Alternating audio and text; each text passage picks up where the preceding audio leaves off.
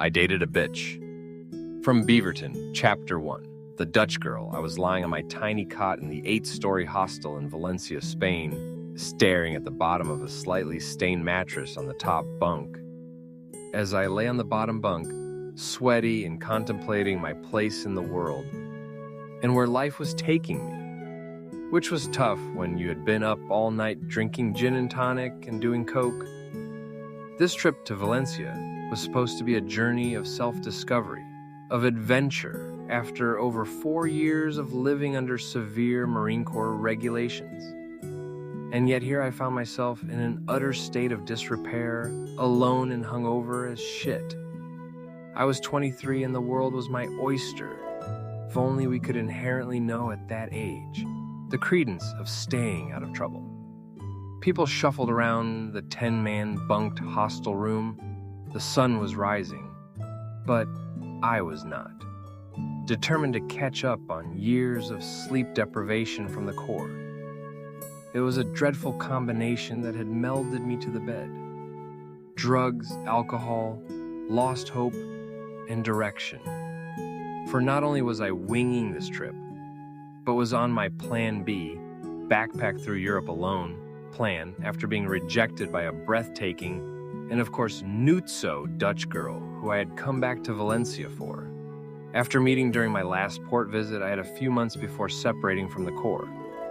The shock still sharp as a knife's edge, cutting into me with anxiety at what a disastrously beautiful situation I had knowingly thrust myself into. She had made me leave because of a crazy story that will sound unreal but is completely true. Her name was Mira, and she is not the highlight of the story, but a definite starting point in the waylay that has been my life, and that led me to meet the real woman of this story, the woman this story is truly about, and who I shall call Jeannie for the sake of anonymity. Jeannie was only a month away from coming into my life, a guy who wasn't looking for love again after a failed marriage in the Marine Corps.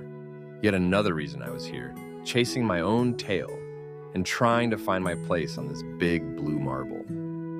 As I drifted back to sleep after everyone who wanted to wake up left the room to do their morning routines and disembark on their many paths away from this hub of lonely travelers and eclectic folk. My eyes shut and I suddenly found myself back in Mira's 4th-story apartment overlooking the 14th century bell tower, on the tiny medieval-esque part of town where she lived in Valencia. It was the day I met Mira on the beach. She had brought me back to her apartment after I met her handing out flyers for the bar she worked at. She was Dutch and tall and supermodel hot. But boy howdy, did pressing my lips against hers make me feel like I was in Candyland. As I sat on her couch after the hour-long, like 20 min, most Nirvana-like sex I've ever had, I thought to myself, truly, I must make this woman mine. Things shifted and I was back in the barracks on Camp Lejeune, a month away from discharging after turning down a $25K re-enlistment bonus and more, as the Corps strained to keep its grasp on me. I had just purchased plane tickets to fly back to Spain to see Mira again. I'd been keeping in contact with her and she was looking forward to me coming back. My laptop screen in the barracks room around it blurred, and I was walking out the exit gate in the airport in Valencia with a sturdy backpack designed for long backpacking trips, as well as a standard green military sea bag strapped to my chest like I was trying to scale a pole much too big around to ever hope to be successful in claiming it.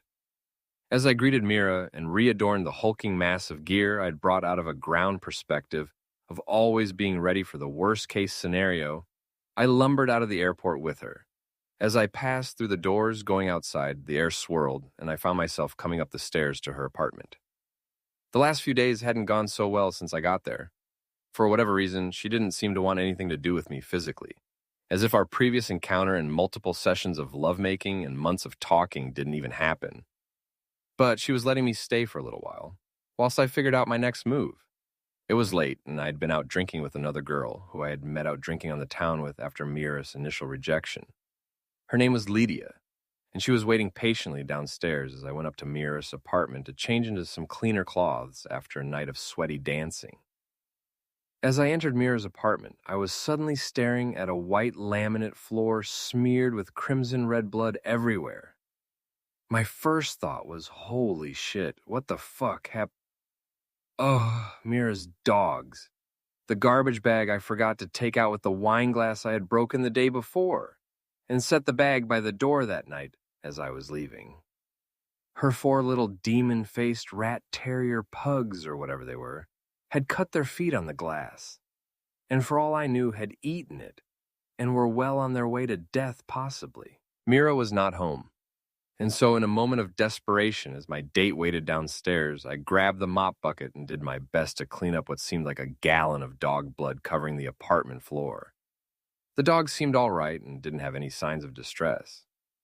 As I scurried to make it not look like a murder scene in the apartment, I wrapped things up, checked the dogs out quickly, finding minor scratch but no major injuries.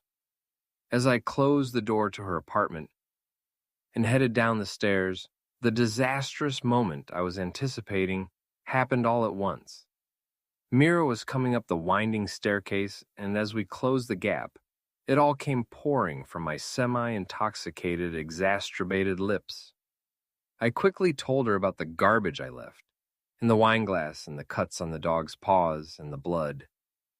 I then proceeded to admit that I knew she was going to be deeply upset with me, and that I hoped we could work things out in the morning, with an added condolence of hope that her dogs hadn't ingested any broken glass.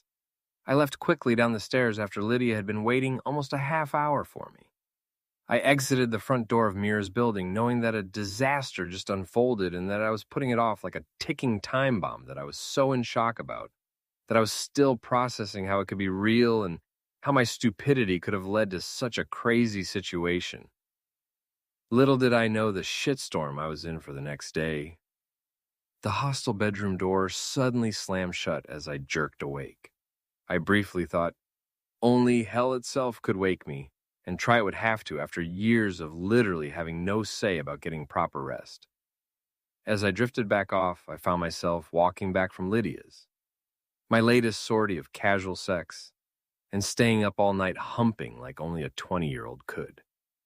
Lydia's apartment was about a mile from Mira's. The sun was taunting the golden buildings and medieval fortress walls of the old part of town where Mira lived. I finally worked up the courage as I slumped off the now regular gnawing hangover to turn my phone on, the anticipation growing as the loading screen swirled with unfettered care for human inconveniences. My phone was on 5% battery and just about to die. One new message, my message alert, blared out. It was from Mira, and it was worse than I could have thought. In the message, she demanded €500 to replace her comforter on her bed, stained with dog blood. Not only that, but she was going to hold all my belongings in her apartment hostage until I got the money and slipped it to her under the door.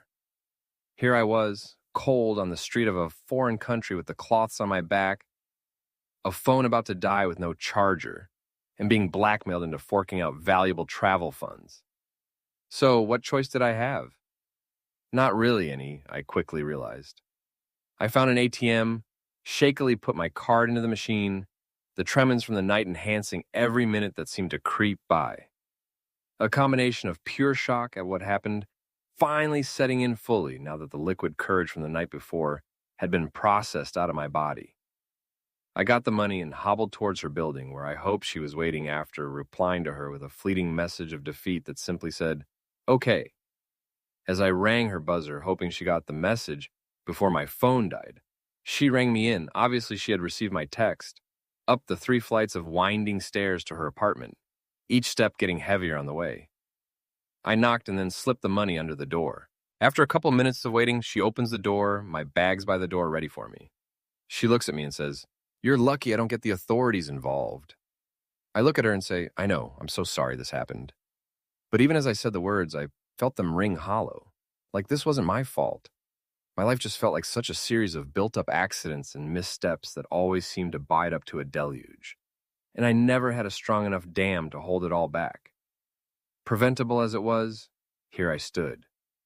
I grabbed my bags and left, out onto the street, loaded down with 100+ pounds of increasingly unnecessary gear and clothing. I looked left and then right. The sun was up now, and I went left, heading west with its crimson rays warming my back and ushering me forward.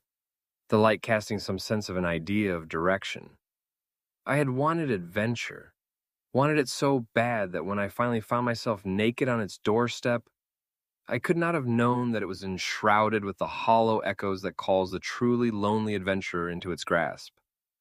As if I were about to scale Mount Everest with no oxygen or Sherpa by my side.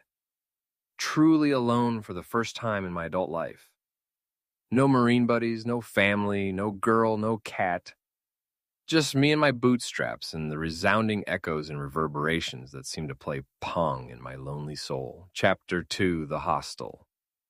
As I walked away from her apartment down a street designed in a time before cars were even a thought, I took the first left with no clear direction, with a dead phone and no desire to ask around for directions in a place where English is not the first language and the Spanish language not a keen friend of mine yet. I followed the side street that abruptly turned left again, as if the designer of Pac-Man had played a role in its initial layout. It was towards the end of this 800-meter U that I had taken from the front stoop of her building that I found myself in front of a hostel tucked into the corner of this proverbial maze of an ancient city. Had I really just found sanctuary mere meters from what I felt a doomed beginning? It seemed implausible to think that things could be getting better just as fast as they went bad. As I stepped through the doors of the hostel, I went up to the front desk and inquired as to how much it was per night. Turns out the rates were cheap, €15 a night for a shared bunk room. It was a little bit more for their bare-bones private rooms, but when you're backpacking, budgeting is the name of the game. As well as after the many years I'd spent basically nut to butt, as we would say, in the Corps, with so many guys, not my cup of tea really. But it gives you perspective, especially after the close quarters living of my second deployment, spending 8 months in a coffin rack stacked 3 high 10 deep and only 2 feet apart. Well, a shared hostel bunk room was just standard for me at this point.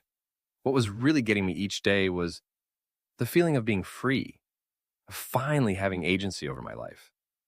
To a person who's been a civilian all their life, you unfortunately could never fathom this concept of having your life willfully lorded over and micromanaged, and then, quite abruptly, it's yours again and you forgot what it felt like and meant to be in charge. I spontaneously paid for a full month in advance, not yet having fully made up my mind yet and wanting to explore Valencia some more, especially after feeling like I missed out on seeing so much during my last time here, burdened by the stipulations and rules of the military at the time. The front desk and lobby of the hostel seemed to fuzz into distortion as I found myself sitting in a chair on the roof of the hostel building. The air was abuzz with different languages conversing and the smell of exotic herbs and flavor combinations being whipped up on the grill that was part of the half-roofed, half-open rooftop patio. I sipped on some wine someone had offered me from the cornucopia that all of the savvy, budget-conscious, and overtly happy travelers were sharing as though it was commonplace to live like every day was a festival. The curiosities of different cultures and what individual adventures people were on was a sight and sound to behold. One guy in particular was from Italy and had been riding his bike all the way from Rome. He was resting up for a week or so after crossing the Pyrenees Mountains between Spain and France and finally making his way here without staying too long in one place along his journey. He rolled a spliff joint and passed it around. I happily accepted, enjoying the mellowing affect of the tobacco's nicotine and the combined euphoria of the THC from the marijuana. There was talk at the table about going out on the town that night as a group, gin and tonics, and then who knew what after. I was all in, yearning to find friends and some companionship in the fleeting moments I found between myself wanting to get the hell out of there to something and somewhere new, but feeling held down by the exhaustion of years in a ceaseless war machine whose sole purpose was to kill when it all really got boiled down, and the recent experience that had seemingly stranded me, that still made me queasy to think about. How I was such a dim-wit at Miras. 3 gin and tonics later, and we're already heading to the next bar, I quickly learned that the Euro culture required much bar hopping. The inebriation setting in heavily by my 4th gin and tonic at the second bar, and I'm approached by some guys who offer me a small amount of cocaine to try, no charge. I quickly turned them down. 30 minutes and 3 more gin and tonics later, I find them out on the dance floor and nicely ask if I could try that free little bag of what was hopefully not severely stepped on Colombian snow. Being in the state I was, I happily accepted and promptly went to the cathedral of all cokeheads. The white porcelain gazed back at me, the stench of urine and the excitement of what I was about to do all mingled into a putrid sweet moment when I inhaled the white dust that had spent months traveling from the valleys of South America to my nasal passages in this bathroom stall in Spain. From there, the night became vigorous, a maelstrom of me attempting salsa dancing, whilst eagerly depleting my travel funds in a foray of drinking and coke consumption. I'm on the street outside the salsa club with a 45-year-old German MILF who I met at my hostel. Earlier that night, we had shared a nice dinner at the hostel. Now here I was doing lines of coke off her bare breasts in public at 2 a.m. behind a car, snorting the coke of her tits with an enthusiasm that could only be described as barbaric. I'm about to start making out with her again, mentally trying to ignore her crooked yellow teeth. The door to my hostel bunk room slammed shut again. God damn! I thought, I guess some things never change, civilian world or not.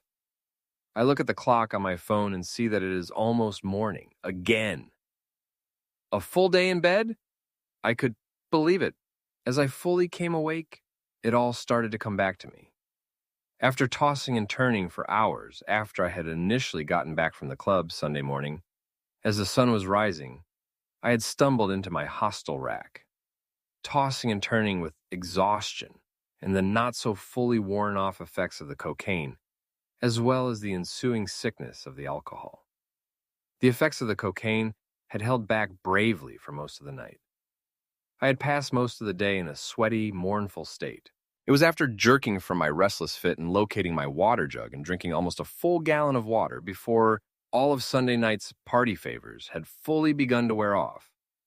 Sweating out the gin and cocaine that had done its job and was finally creeping its way out of my veins after nearly a day in bed tossing and turning from frightful and disturbingly real events that had unfolded and still seemed all too real and not far enough away to feel even the slightest sense of ease.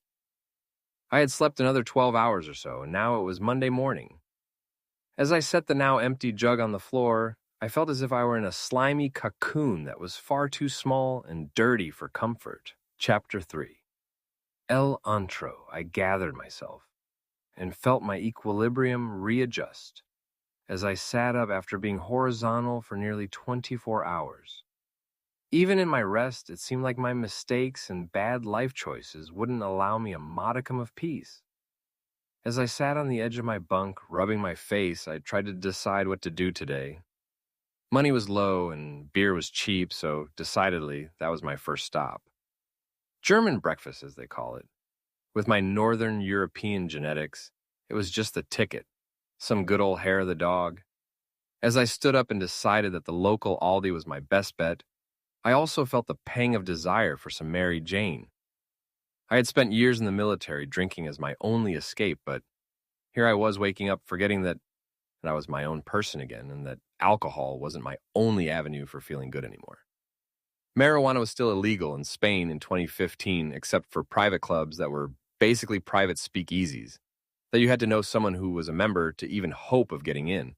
So finding it was always an adventure. It was what I was good at, the social butterfly that I am, and had even come up with my own term in describing the undertaking weed ventures. A crafty name, I thought, and so after doing my 3S's shower, shit, shave, I grabbed my essentials, locked up my backpack and the storage locker in my room, and headed out the front door of the hostel. As I walked towards the local Aldi, perched underneath a 12-story apartment building's basement, like so much of the city around it, built up on millennia of human architecture, I stumbled upon a very welcoming bar, or antro, as it was referred to in the local dialect. An old Spanish grandpa sat at a small table outside wearing a Basque chapela and thick readers. He was gazing down through his thick spectacles onto the local paper and sipping a tall glass of wine. It was 10 in the morning. Only in Spain, I thought, as I willed myself in through the front door of the bar out of a curiosity of all the pinsos I saw magnificently displayed on the bar counter. A common sight in the bars of Spain, but to a young American such as myself, so used to the drab corporate scheme that most American businesses have, was still always blown away by the healthy display of exotic and scrumptious-looking delicacies just sitting out on open display. That was commonplace for this culture. I went up to the bar and ordered a couple of mini croissants with sliced Jamin and a half pint of draft light beer that they refer to as a cana. A very stout and well-built man of a bartender in a plain black shirt and jeans hands me my breakfast as I decide to myself that this was a better idea than cheap warm beer at the local market. He tells me €6, por favor. I hand it to him thinking, wow, only €6 for my breakfast, that would be at least 3 times as much anywhere in the States, especially for the quality and freshness. The Jamin Pentxo went down almost as fast as the cold, refreshing Spanish beer that chased them down my gullet. I looked across the bar after the long swig that drained my small glass and noticed that they had large, proper, German-sized beer mugs. In short order, I got one filled to the brim with more golden, foamy Spanish draught. Halfway through the mug that made my adult hand look like a child's, I finally started feeling the welcomed effects of the alcohol as it helped ease away the last effects of my now day-old hangover. I asked the bartender, ¿Hablas inglés? He says yes, and tells me his name is Adrian, and that he co-owns this bar. I was astounded. He was so young, maybe late 20s, early 30s, and he was a bar owner? Pretty cool, I told him. Must be a lot of work. As he told me about the new renovations I could see down the stairs that led to a lower-level seating area, I started devising my first joust in my journey to find some weed on my decided Weed Ventures day. As he finished up telling me about how the renovations would be done soon for the lower-level seating area, I admonished that I thought he must be a really hard worker, especially if he was behind the bar bartending as well. He thanked me, and I then asked, "Are you from here in Valencia?" A large grin spread across his face, and he started to tell me about how he had grown up here.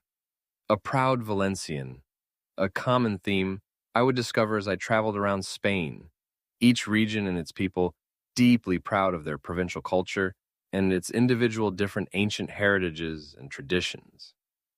He asked me my name and where I was from, and I told him my name was Robert and that I was from California. He already knew I was American, of course. You tend to stick out as an American in Europe, as if there was always a billboard floating over your head that would shout to the world, "Sucker here." I then abruptly switched to the task at hand. I lean over my now half-drained draught and look to the side and say in a half voice, "Do you know where I can find some marijuana?" Trying to shy away from the term weed, which I had learned was confusing to some there. He smiles again and says, "Sí, cuánto?" It was then that my face adorned a delighted smile as well. I said that I wanted €50 worth. He says, "Wait here, I'll be back in an hour." I sit and wait excitedly as I finish off the dregs of my now slightly warmer beer in celebration of achieving my goal in such short order. It astounded me sometimes how the world simply handed itself to you, sometimes if you just asked nicely.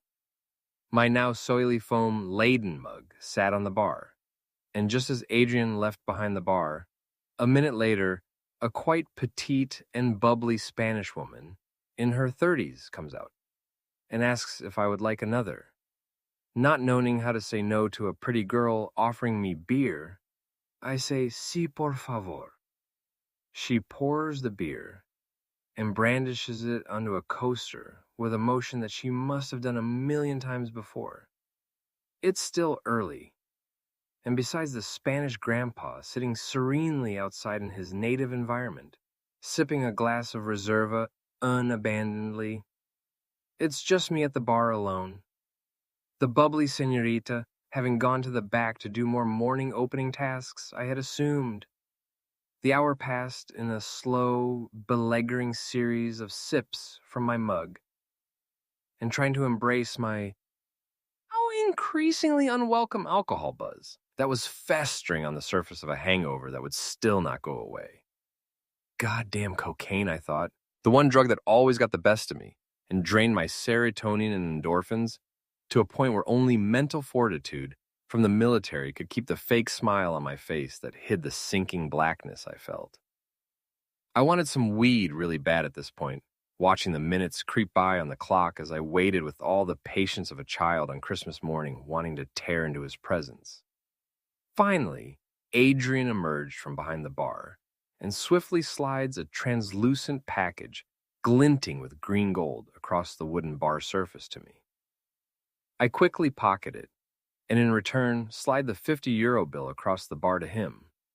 Now that we had the established trust that brief acquaintances do, he starts casually admitting that he grows it himself, but mainly out of necessity, for he used it thoroughly when recovering from playing water polo recreationally. And black market prices were steep, so growing it himself was just economical. I sat and chatted with him a bit more as I finished off the last of my second mug's increasingly less flavorless beer, as the numbness of being casually drunk took effect. I thanked Adrian again, paid off my tab, and set off back onto the streets of Valencia with no clear direction, just thinking that the sooner I could smoke, the better. I felt a bit uncoordinated, feeling innately self-conscious about getting thoroughly plastered before noon. Yet again, man, was I a mess. I unconsciously heard the thought drift out. A couple mini croissant pinto sandwiches was not enough to hold back the effects of a gallon of beer on a 24-hour-old empty stomach. And it wasn't even noon. Boy, was I a catch. Something that you catch and reel in and cringe at seeing before being thrown back to the sharks, always waiting to snatch you up in a moment of weakness. You would never know I was drunk. My youthful facade that hid a hardened Marine, and years of drinking at almost every open opportunity in the Corps, straining most mornings to PT and work through dreadful hangovers, had made me a steadfast alcoholic. As I passed down the main street where Morass Building was, I found myself wanting to stay on course to walk past it, to gaze up at her balcony again like some forlorn prince who had fucked up his chance to have his princess and happy ending that always seemed just out of grasp. The irony of her picturesque balcony, leaning out over the small, cozy, crooked street, its curtains dancing with the breeze that swirled in a ballet of currents that had gone unchanged for centuries. I thought back to the moment I had been standing there, a few months before, naked and smoking a cigarette after some of the most unequaled sex of my life with the Dutch girl. Her having concreted the experience by telling me mid-sex, the most arousing thing that has ever been whispered into my ear, with the accent that only the Dutch have. She says, "I want you to explode, isvide uf me." In that moment, I could have sworn I was in a movie scene. It felt so unreal.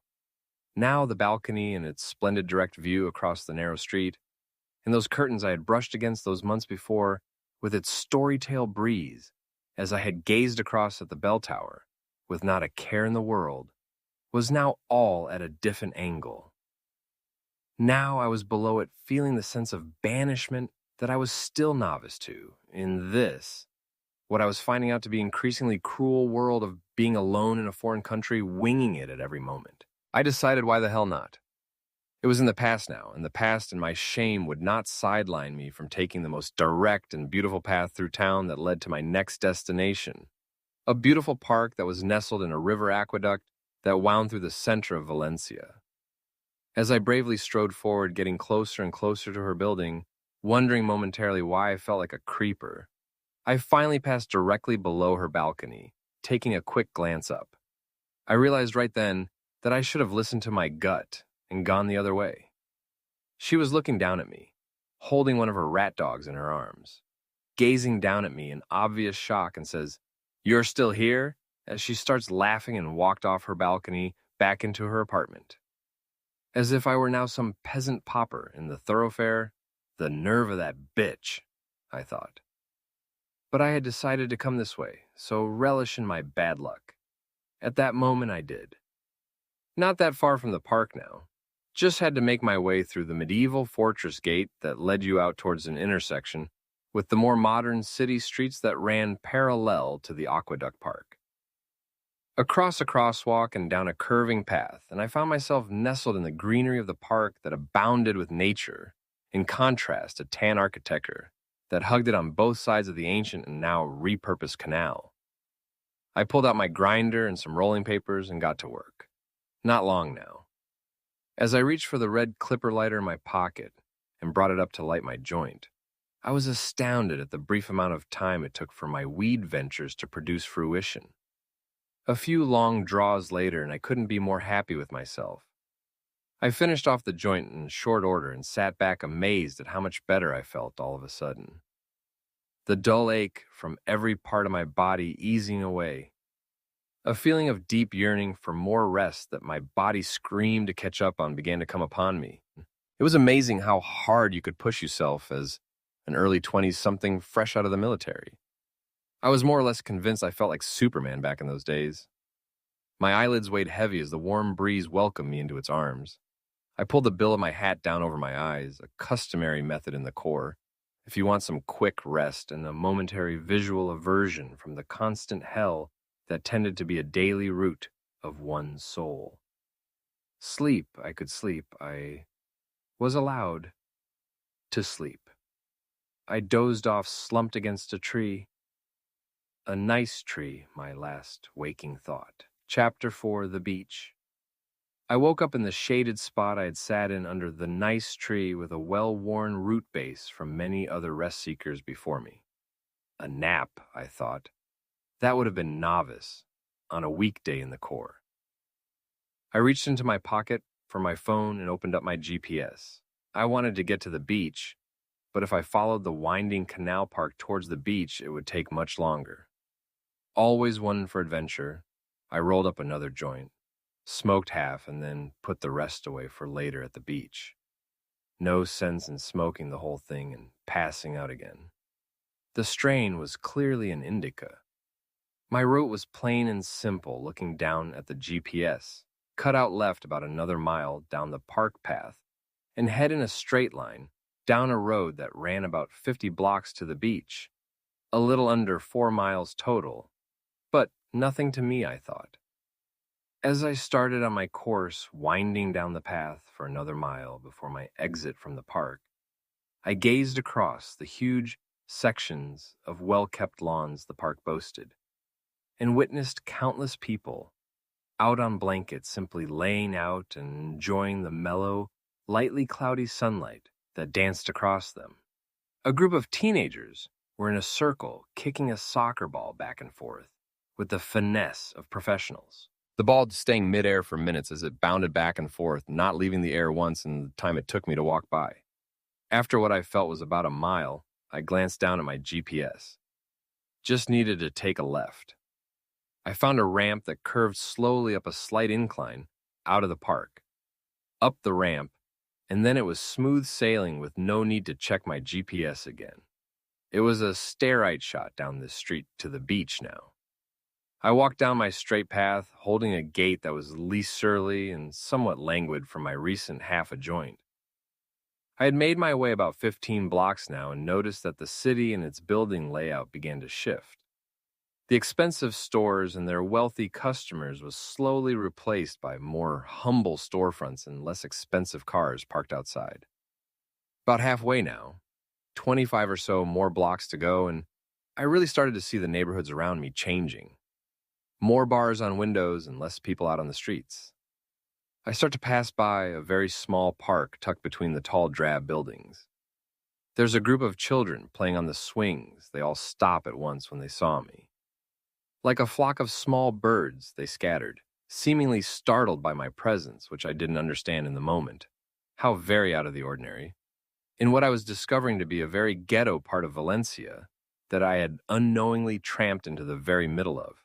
The realization sets in but does not deter me. Growing up in the ghettos of the San Francisco Bay Area myself, I felt almost a kindred connection to the atmosphere I suddenly found myself a sore thumb in, despite my roots. This was a different country, and by all rights, completely alien to me. I keep straight on my path, more and more aware of eyes watching me through curtained windows. Doors shut ominously as I get close to their entries, and the idea that I'm some biblical plague that people are fleeing from pops into my head. Better smear some lamb's blood over your door entrances, I sarcastically thought as I tried to make light the strange motion of what must be thousands of people parting around me, like I were Moses willing the walls of the Red Sea part from my path ahead. All of a sudden, a very short, definitely not a child, and what seemed to be Middle Eastern decent approached me from a gated doorway.